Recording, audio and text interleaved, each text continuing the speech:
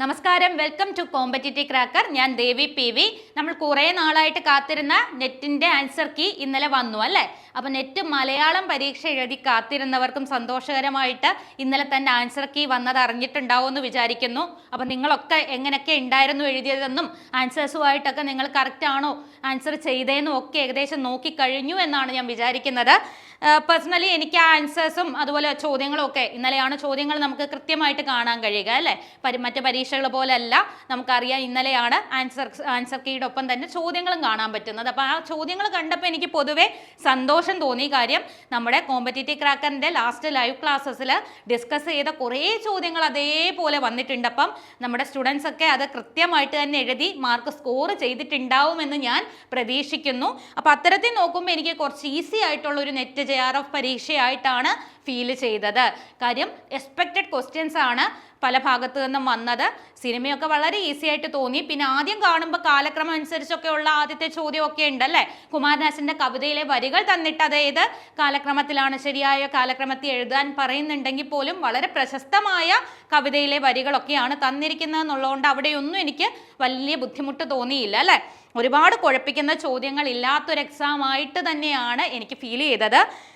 അപ്പോൾ ഇനി മറ്റൊരു കാര്യം പ്രധാനപ്പെട്ടത്, നാളെ അതായത് ഓഗസ്റ്റ് 18 എന്നുള്ള ഡേറ്റിനുള്ളിൽ തന്നെ നമ്മൾ എന്ത് ചെയ്യണം? ആൻസർ കീ ചലഞ്ച് ചെയ്യണം അല്ലേ? അപ്പോൾ ചലഞ്ച് ചെയ്യണമെങ്കിൽ തെറ്റായിട്ടുള്ള ചോദ്യങ്ങളുടെ ഉത്തരം ആ ഒരു സൈറ്റിൽ വന്നത് നമ്മൾ തിരിച്ചറിഞ്ഞിട്ട് വേണം ചലഞ്ച് ചെയ്യാൻ. അപ്പം നിങ്ങൾ ഇതിനോടകം തന്നെ നിങ്ങൾക്ക് ഏതെങ്കിലുമൊക്കെ ചോദ്യങ്ങൾ അങ്ങനെ തോന്നിയിട്ടുണ്ടെങ്കിൽ നിങ്ങളത് കമൻറ്റിൽ ഷെയർ ചെയ്യുക. എനിക്ക് തോന്നിയ 2 ചോദ്യങ്ങൾ ഞാൻ ഇവിടെ പരിചയപ്പെടുത്താം. ചലഞ്ച് ചെയ്യാവുന്ന 2 ചോദ്യങ്ങൾ ഞാൻ പരിചയപ്പെടുത്താം കേട്ടോ. ഇവിടെ ഫസ്റ്റ് ചോദ്യം ഇതാണ്. 70ാമത്തെ ചോദ്യം നോക്കിക്കേ. സഹോദരൻ അയ്യപ്പനുമായി ബന്ധപ്പെട്ടവയുടെ ഗണമാണ് ചോദിച്ചിരിക്കുന്നത്. ബന്ധപ്പെട്ടവയാണ് ചോദിച്ചിരിക്കുന്നത്. അപ്പോൾ ആ ബന്ധപ്പെട്ട ഗണങ്ങൾ ഏതൊക്കെയാണ് എന്നുള്ളത് ഉത്തരത്തിൽ നിന്നും നോക്കിക്കേ. A സഹോദര സംഘം തന്നിട്ടുണ്ട്, B യുക്തിവാദി മാസിക, C വാവൂട്ട് യോഗം, D ജ്ഞാനപ്രചാകരം, E പട്ടം മന്ത്രിസഭ. ഇതിൽ ശരിയായ ഉത്തരം വരുന്ന ഈ ഒരു ABCDE നിന്നുള്ള ശരിയായ ഗണം തിരഞ്ഞെടുക്കാനാണ് ചോദ്യം വന്നിരിക്കുന്നത്. Aയും Bയും മാത്രം, Aയും Bയും Eയും മാത്രം, Aയും Cയും Dയും മാത്രം, Aയും Cയും മാത്രം എന്ന് തന്നിട്ടുള്ളതിൽ നമുക്കിവിടെ കറക്റ്റ് ഉത്തരമായിട്ട് അവിടെ തന്നേക്കുന്നത് സൈറ്റിൽ തന്നേക്കുന്നത് 2 അല്ലേ? Aയും Bയും Eയും മാത്രം. അപ്പോൾ ഏതൊക്കെ വരും? സഹോദര സംഘം വരും, അതുപോലെ തന്നെ യുക്തിവാദി മാസിക വരും, അതുപോലെ തന്നെ ഈ പട്ടം മന്ത്രിസഭയും വരും. പക്ഷെ ഒരു പ്രശ്നമുള്ളത്, ഇവിടെ പട്ടം മന്ത്രിസഭയിൽ സഹോദരൻ അയ്യപ്പന് ബന്ധമുണ്ടായിരുന്നില്ല എന്ന് വേണം മനസ്സിലാക്കാൻ. കാര്യം പറവൂർ TK നാരായണപിള്ളയുടെ മന്ത്രിസഭയിലാണ് ഈ ഒരു സഹോദരൻ അയ്യപ്പൻ ബന്ധപ്പെട്ട് നിൽക്കുന്നത് എന്നുള്ളത് കൊണ്ട് ഇവിടെ ഈ പട്ടം മന്ത്രിസഭ എന്ന് പറയുന്നത് ഒരു സംശയത്തിൻ്റെ നിഴലിൽ നിർത്താവുന്നതാണ്. അതുകൊണ്ട് തന്നെ ഇവിടെ ഓൾറെഡി ഒരു ഓപ്ഷനും കിടപ്പുണ്ട്, Aയും Bയും മാത്രമെന്നുള്ളത്. അപ്പോൾ ഒന്ന് ശരിയാവാനുള്ള സാധ്യതയാണ് കൂടുതൽ. അപ്പോൾ ഇവിടെ സഹോദര സംഘം കറക്റ്റാണ്, യുക്തിവാദി മാസികയും കറക്റ്റാണ്. പക്ഷെ പട്ടം മന്ത്രിസഭ എന്നുള്ളത് സംശയിക്കേണ്ട ഒരു ഓപ്ഷൻ ആയതുകൊണ്ട് നമുക്ക് ഈ 2 എന്ന് പറയുന്ന ഓപ്ഷൻ ശരിയായിട്ട് പറഞ്ഞേക്കുന്ന ഉത്തരം നമുക്ക് ചലഞ്ചബിൾ ആണ്. അപ്പോൾ അതൊന്ന് ഓർത്ത് വയ്ക്കുക. നിങ്ങൾ ഏത് ഉത്തരമാണ് ശരിയായിട്ട് എഴുതിയതെന്നൂടെ ഓർത്ത് വയ്ക്കുക. എന്നിട്ട് 70ാമത്തെ ചോദ്യം നമുക്ക് അതുകൊണ്ട് തന്നെ ചലഞ്ചിനുള്ള ഒരു സാധ്യത തരുന്നതാണ്. ഇനി മറ്റൊരു ചോദ്യത്തിലേക്ക് പോകാം. 2 ചോദ്യങ്ങളാണുള്ളത്. ഒന്ന് 70ാമത്തെ ആണ്, ഓർത്തിരിക്കുക. 70 ക്വസ്റ്റ്യൻ്റെ ID വരുന്നത് 4818048312 എന്നുള്ളതാണ് ID വരുന്നത്, ക്വസ്റ്റ്യൻ ID ആയിട്ട് വരുന്നത്. ഇനി അടുത്ത ചോദ്യത്തിലേക്ക് നമുക്ക് നോക്കാം. 2ാമത്തെ ചലഞ്ചബിൾ ആയിട്ടുള്ള ചോദ്യം.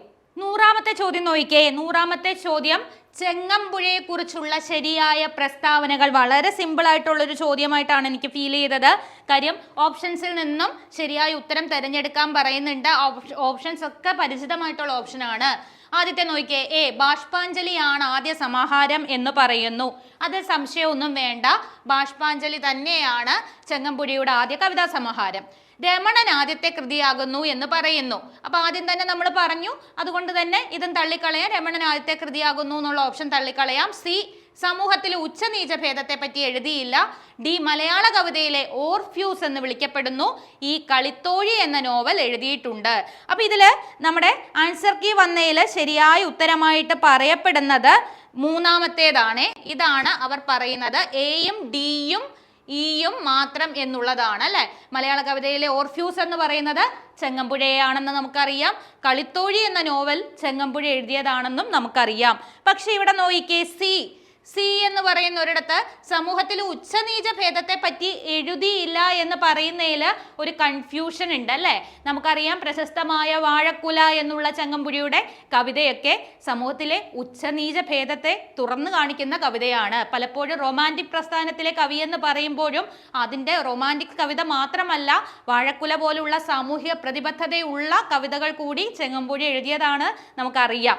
അപ്പോൾ അവിടെ ഈ സി ഇതിൽ ഉൾക്കൊള്ളാത്തത് ഒരു പ്രശ്നമായിട്ട് തന്നെ നമുക്ക് പറയാവുന്നതാണ്. കാര്യം അതൊരു ഏതൊക്കെ രീതി പറഞ്ഞാലും സമൂഹത്തിൽ ഉച്ചനീച ഭേദത്തെ പറ്റി എഴുതിയില്ല എന്നുള്ളതിൽ അവിടെ ഒരു പ്രശ്നമുണ്ട് ഓപ്ഷനിൽ. അതുകൊണ്ട് തന്നെ ഇവിടെ എയും ഡിയും ഇയും മാത്രമല്ല, അതിൻ്റെ കൂട്ടത്തിൽ സിയും ഉൾപ്പെടുന്നതാണ് വേണ്ടിയിരുന്നത്. പക്ഷെ ഇവിടെ ഓപ്ഷനിൽ അങ്ങനത്തെ ഒരു ഓപ്ഷൻ ഇല്ലാത്തത് കൊണ്ട് തന്നെ നമുക്ക് അങ്ങനെ ഒരു ഓപ്ഷൻ ചലഞ്ച് ചെയ്യാൻ പറ്റില്ല എന്നുള്ള ഒരു പ്രശ്നമുണ്ട്. പക്ഷെ അതൊരു ചലഞ്ചബിൾ ക്വസ്റ്റ്യൻ ആണ് അല്ലേ. നിങ്ങൾക്ക് എന്താ തോന്നിയെന്നുള്ളത് കമൻറ്റിലേക്ക് പറയുക. അപ്പോൾ ഈ 2 ചോദ്യങ്ങളാണ് എനിക്കിവിടെ പ്രശ്നമായിട്ട് തോന്നിയത്. ബാക്കി എല്ലാ ചോദ്യങ്ങളും ഞാൻ നോക്കിയിരുന്നു. എന്തായാലും അത്യാവശ്യം സ്കോർ ചെയ്യാനുള്ള ഒരു സ്കോപ്പുള്ള എക്സാമായിട്ട് തന്നെ തോന്നി. എല്ലാം ഇപ്പം ശാസനങ്ങളെക്കുറിച്ച് ചോദിച്ച ഭാഗത്തു നിന്നാണെങ്കിലും ഈസി ആയിട്ടല്ലേ, വാഴപ്പള്ളി ചെപ്പേടും തരിസപ്പള്ളി ശാസനവും ഒക്കെ നമുക്കറിയാവുന്നതാണ്. വർഷങ്ങൾ അറിഞ്ഞില്ലേ പോലും ഒരാൾക്ക് ഏകദേശം ഒരു രീതിയിൽ അടുക്കിപ്പിറക്കാൻ കാലക്രമത്തിൻ്റെ ഒരു രീതി അറിയാവുന്ന ഭാഗമായിട്ടാണ് എനിക്ക് തോന്നിയത്. അതുപോലെ തന്നെ വ്യാകരണ ഭാഗത്തു നിന്നും അത്യാവശ്യം ഈസി ക്വസ്റ്റ്യൻസ് ആണ് വന്നത്. അതുകൊണ്ട് തന്നെ ആകെ മൊത്തത്തിൽ അത്യാവശ്യം കട്ട് ഓഫ് ഉയരാൻ സാധ്യതയുള്ള രീതിയിൽ തന്നെ നന്നായിട്ട് പ്രകടനം കാഴ്ചവെക്കാൻ പറ്റുന്ന ഒരു ചോദ്യപേപ്പറായിട്ട് തന്നെയാണ് കഴിഞ്ഞ നെറ്റ് JRF എക്സാമിൻ്റെ ക്വസ്റ്റ്യൻസ് എനിക്ക് ഫീൽ ചെയ്തത്. അപ്പം നിങ്ങൾക്ക് എങ്ങനെ ഉണ്ടായിരുന്നു ആൻസർ കീ നോക്കിയിട്ട്? നിങ്ങൾക്ക് എളുപ്പമായിട്ടാണോ തോന്നിയത്? നിങ്ങൾക്ക് എത്രയൊക്കെ സ്കോർ ചെയ്യാൻ പറ്റി എന്നുള്ളത് നിങ്ങൾ കമൻറ്റ് ഇടുക. അതുപോലെ തന്നെ ചലഞ്ചബിൾ ആയിട്ടുള്ള മറ്റ് ചോദ്യങ്ങൾ ഉണ്ടോ എന്നുള്ളതുകൂടെ ഒന്ന് കമൻറ്റ് ഇടണേ. അങ്ങനെയാണെങ്കിൽ ബാക്കി എല്ലാവർക്കും അത് സഹായകരമായിരിക്കും. എല്ലാവർക്കും അത് നോക്കിയിട്ടൊന്ന് ചലഞ്ച് ചെയ്യാൻ പറ്റുന്നൊരു ഓപ്ഷൻ ഉണ്ടല്ലോ. അപ്പം നാളെയാണ് ചലഞ്ച് ചെയ്യാനുള്ള അവസാന ദിവസം, ഒന്ന് മറക്കണ്ട, ഓഗസ്റ്റ് 18. അപ്പോൾ അതിനുള്ളിൽ തന്നെ ഇതെല്ലാം നിങ്ങൾ ചെയ്തിരിക്കണം. അപ്പോൾ എന്തായാലും ഇപ്പോഴത്തെ നെറ്റിൻ്റെ എക്സാമൊക്കെ കഴിഞ്ഞു, ആൻസർ കീ ഒക്കെ വന്നു അല്ലേ. പക്ഷേ ചില സബ്ജക്റ്റുകളുടെ ഒരു റീ എക്സാം ഉണ്ട് അല്ലേ. ഇംഗ്ലീഷ്, കൊമേഴ്സ് പോലത്തെ സബ്ജക്റ്റുകളുടെ നെറ്റിൻ്റെ ഒരു റീ എക്സാം വരുന്നുണ്ട്. അപ്പോൾ അതിൻ്റെ ഒരു കോഴ്സ് നമ്മുടെ CCയിൽ ഉടനെ ആരംഭിക്കുന്നുണ്ട് അല്ലേ. ഓഗസ്റ്റ് 22-നാണ് ഈ കോഴ്സ് ആരംഭിക്കുന്നത്. അതുകൊണ്ട് തന്നെ അധികം സമയം കളയാതെ നിങ്ങൾ ഈ കോഴ്സിലേക്ക് ഈ ഒരു വിഷയങ്ങളിൽ നെറ്റ് JRF എഴുതുന്നവർ ഈ ഒരു കോഴ്സിലേക്ക് എന്തായാലും ജോയിൻ ചെയ്യുക. കാര്യം നമുക്ക് സമയം കളയാനില്ല. ഇവിടെ ജനറൽ പേപ്പർ പ്ലസ് നിങ്ങളുടെ സബ്ജക്റ്റ് പേപ്പറിനുള്ള ക്ലാസ്സുകൾ ഒരു ദിവസം 3 മണിക്കൂറാണ് ലൈവ് ക്ലാസ് നിങ്ങൾക്ക് കിട്ടുന്നത്. അതും നിങ്ങൾക്ക് ടോട്ടൽ സിലബസ് എന്നുള്ള രീതിയിലല്ല, ആ സിലബസിലെ പ്രധാനപ്പെട്ട പരീക്ഷയ്ക്ക് വരാൻ ചാൻസ് ഉള്ള ഏറ്റവും ഇമ്പോർട്ടൻ്റ് ഏരിയാസിൽ നിന്നുള്ള ക്ലാസ്സുകളാണ് കിട്ടുന്നത്. അപ്പോൾ ഇതുവരെ നിങ്ങൾ പഠിച്ചത് എവിടാണോ, പഠിച്ചു നിർത്തിയത് എവിടാണോ, അവിടെ നിന്നൊരു കണ്ടിന്യൂവേഷൻ ആയിട്ട് തന്നെ പ്രധാന ടോപ്പിക്സ് കവർ ചെയ്ത് വളരെ ചുരുങ്ങിയ സമയമേ ഉള്ളൂ എന്നുള്ളത് അറിഞ്ഞുകൊണ്ട് തന്നെ നമുക്ക് എക്സാം ക്ലിയർ ചെയ്യാനായിട്ട് സഹായിക്കുന്ന ഒരു കോഴ്സാണ്. അപ്പോൾ ഇതിൻ്റെ കൂടുതൽ ഡീറ്റെയിൽസിനായിട്ട് നിങ്ങൾ കോൺടാക്റ്റ് ചെയ്താൽ മതി CCയിൽ. അതുപോലെ തന്നെ ഈ കോഴ്സിന് ജോയിൻ ചെയ്ത് കൃത്യമായിട്ട് തന്നെ ഉടനെ പഠനം തുടങ്ങിയാൽ നമുക്ക് ഈ നെറ്റ് JRF ലക്ഷ്യത്തിലേക്ക് എത്താം. അതുപോലെ തന്നെ ഇനി വരാൻ പോകുന്ന ഡിസംബർ നെറ്റ് മലയാളം എക്സാംസിന് 120 ദിവസത്തെ ഒരു പുതിയ കോഴ്സ് കൂടെ CC സ്റ്റാർട്ട് ചെയ്തിട്ടുണ്ട്. അപ്പം എപ്പോഴും നമ്മൾ പറയാറുള്ളതാണ്, നേരത്തെ തുടങ്ങിയാൽ ഏറ്റവും നല്ലതല്ലേ. അപ്പോൾ ഇനി വരുന്ന നെറ്റ് JRF ഡിസംബർ എക്സാമിന് കൃത്യമായിട്ട് പഠിച്ചുകൊണ്ട് മുന്നേറാൻ CCയോടൊപ്പം ചേർന്നിട്ട് നമുക്ക് ഒരുമിച്ച് ആ ലക്ഷ്യത്തിലേക്ക് എത്താം. അപ്പോൾ എല്ലാവർക്കും ഓൾ ദ ബെസ്റ്റ്. ചലഞ്ച് ചെയ്യാനുള്ള ആൻസേഴ്സ് പെട്ടെന്ന് തന്നെ നോക്കി നാളേക്ക് മുന്നേ തന്നെ ചലഞ്ച് ചെയ്യുക. അപ്പോൾ നിങ്ങൾക്ക് ഈ എക്സാം ക്ലിയർ ചെയ്യാൻ കഴിയട്ടെ. അല്ലെങ്കിലും വിഷമിക്കേണ്ട, അടുത്ത എക്സാമിനും നമുക്ക് ഒരുമിച്ച് മുന്നേറാം. Okay, thank you. CC Onam, നല്ലോണം പഠിച്ചോണം.